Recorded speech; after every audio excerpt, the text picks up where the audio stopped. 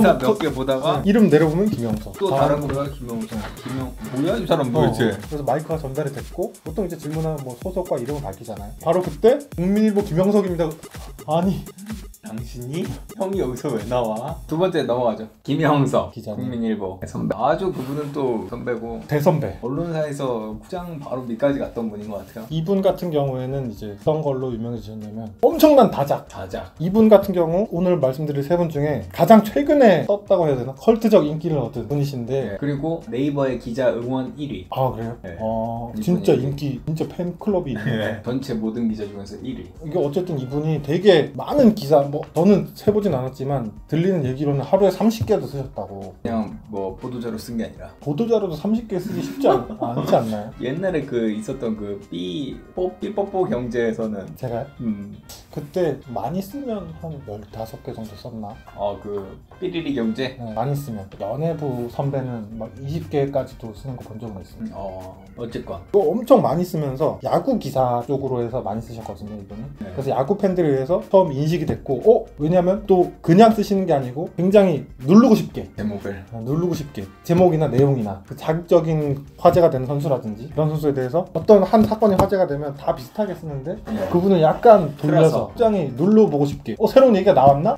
근데 보면 사실 그건 아니긴 하거든요. 근데 어쨌든 그렇게 만들어낸다는 게 능력이죠. 그거를 근데 20개 30개씩 저도 최근에 이분에 대해서 이런 분이 있구나 이걸 인식을 하면서 또 찌라시가 돌았어요. 그렇죠. 네. 근데 그거에 대해서는 저보다 더 잘 아시리라 생각해요. 그러니까 2016년에 이미 돌았던 글이라고 하더라고요. 저는 뭐 그분에 대해서 두 가지 글이 돌았는데 최근에 돌았던 글은 그분이 엄청나게 뭐 다작하는 걸로 유명해졌다, 팬이 생겼다. 근데 그분이 사실은 뭐 정치부에서 이제 스포츠부, 체육부라고도 많이 표현하기도 하죠. 사실상 좌천 비슷하게 와서 뭐 저희의 평가가 아닙니다. 이거 좌천이고 뭐고 나와가지고 저는 모르겠고 찌라시에 거기서도 엄청 열심히 일하더라. 온라인에 대해서 자기가 엄청 신경을 많이 쓴다. 뭐 이런 얘기였습니다. 근데 그게 그 전에 그분에 대해서 다시 2016년에 돌았던 찌라시가 있었던 거예요. 그러니까 2년 전에 대평가. 그러니까 2016년에 정치부에 있을 때 일선 기자들한테 보도자료 쳐내거나 언론사 이슈 기사는 자기가 다 쓰겠다. 너희들은 취재의 모든 시간을 다 할애해라. 발로 뛰는 기사를 한번 써보자. 이런 식으로 정치팀장으로서 열심히 그렇게 진두지휘를 했었다. 그런 내용의 찌라시가 돌았다는 게 다시 한번 2018년에 다시 화제가 됐었죠. 열심히 하시는 분 같아요. 그런 글이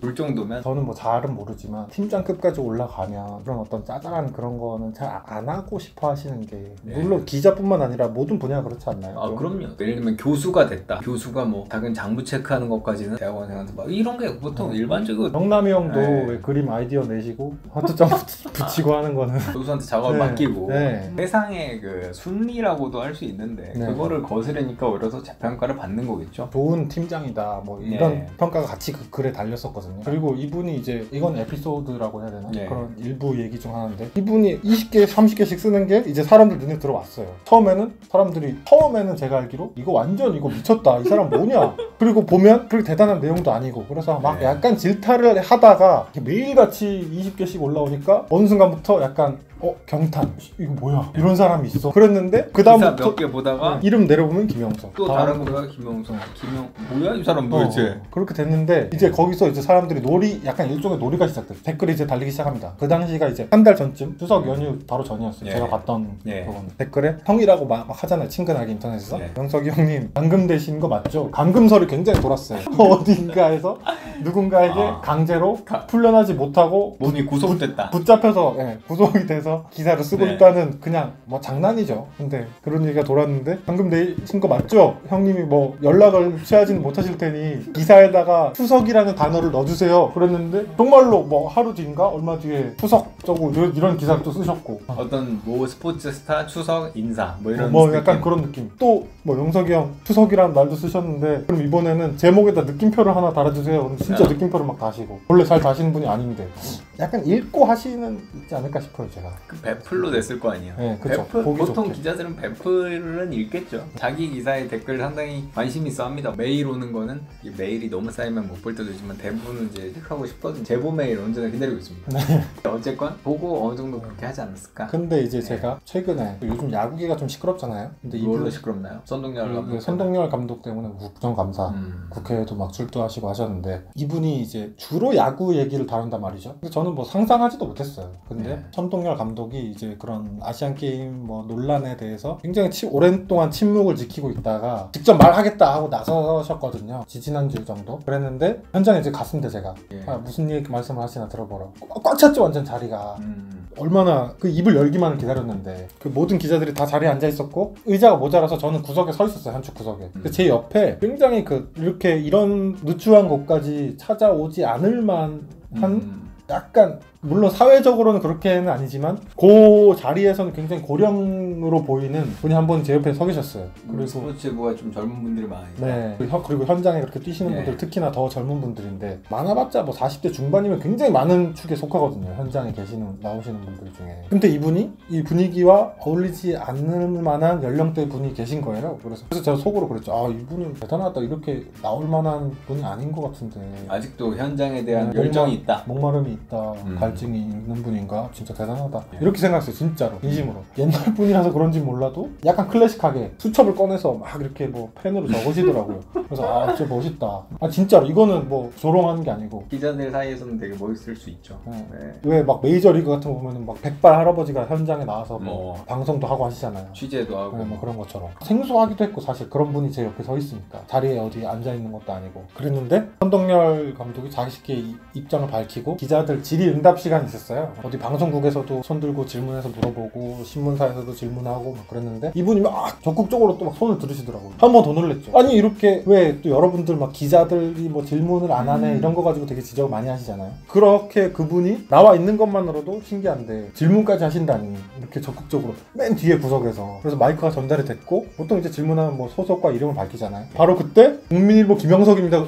아니 당신이? 형이 여기서 왜 나와? 이분은 실제로 영접하다니. 그러니까 감금설은 사실이 아닌 거예요. 네. 진짜 팀으로 정치팀에서 팀을 딴 데로 옮겼지만 그 팀에서도 자신의 본분을 끝까지 다하는 그런 게 아닐까. 열정만 있네요. 네. 그리고 갔다 와서 또 어쨌든 포털 사이트에 들어가면 그 현장에 대한 그분의 또 그런 관련 기사들이 어김없이 주르륵 쫙 이렇게 잘 보이는데 착착 예쁘게 배치돼 있고.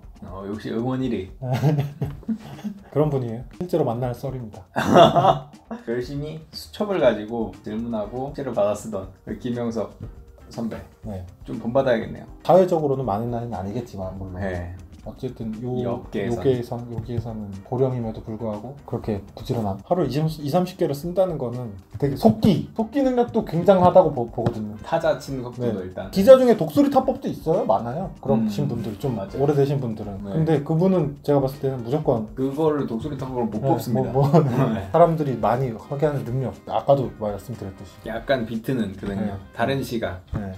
좋은 것 같아요. 네. 근데 그건 있긴 있어. 베낀다는 논란도 있긴 있어. 일부에서는 그러니까 응원 댓글도 굉장히 많지만 악플도 약간 악플도 있어. 고소 들어간다 말하면서 협박하는 누가? 다른 언론사에서 다른 갈지도 언론사에서 모른다 뭐 이런 식으로. 다른 언론사에서는 고소하는 경우가 거의 없다고 네. 보시면 됩니다. 그렇게 오락가이라고 해서. 고소하는 경우는 그리고 뭐 대단한 기사를 오락가하는 것도 아니고. 이런 얘기는 뭐 하여간 뭐 그런 걱정은 안 하셔도 되는데. 네. 저는 응원합니다. 그리고 다 베껴요 어차피. 맞아. 서로가 서로 베껴요. 참고가 되고 내가 참고를 하고. 어쨌건 인상은 어땠나요? 그냥 평범한 아저씨. 네. 뭐 그렇게 이렇게 막 뚱뚱하고 그런 아저씨는 아니었어요. 그냥 평범한 아저씨. 보통 체형에 키는 약간 큰 편이었던 것 같고. 근데 저는 이런 생각은 들어요. 기자가 사람들의 주목을 받는 계기가 사실 다양한데 뭐 방송 출연 네. 혹은 뭐 방송 기자 같은 경우는 독특한 행동, 외모 뭐 이런 걸로 화제가 특종. 되거나 뭐 대부분은 특종 뭐 이런 걸로 화제가 되는데 이 다작으로 화제가 된 경우는 저는 진짜 처음 기억에도 없고 앞으로도 쉽지는 않을 것 같다. 작은 화제도 아니고 네이버 응원 1위. 국민일보 계열사에 있는 제 친한 동료한테 그분 뭐 어떤 분이냐 근데 본인도 그 계열사라서 잘 알지는 못하는데 그 안에서도 굉장히 화제가 되고 있고 온라인 팀장인 거는 맞다고 확인해줬어. 온라인을 진두지휘하고 계시네요. 네. 나를 따르라. 네, 나를 따라. 그럼 못 따라가겠네요. 많이 볼 수 없는 리더십이죠. 새로운 방식의 리더십. 솔선수범. 이 시대가 원하는 리더십이 아닌가. 그렇게까지? 친인류예요. 네, 알겠습니다. 김영석, 네. 국민일보 기자. 킹영석이라고 불리더라고요. 킹영석, 국민일보 기자까지 얘기했고요. 마침 국민일보 기자를 만나 앞서의 찌라시 내용이 맞는지 물어봤는데요. 찌라시는 대충 다 맞고 회사 창간 이래 가장 유명한 기자다라는 말을 했습니다. 가장 결정적인 말, 실제로 매우 괜찮은 선배다라고 했는데요. 못된 기자들 입에서 이런 말 나올 정도면 믿어도 되겠죠? 구독, 좋아요, 알림 설정까지 부탁드립니다.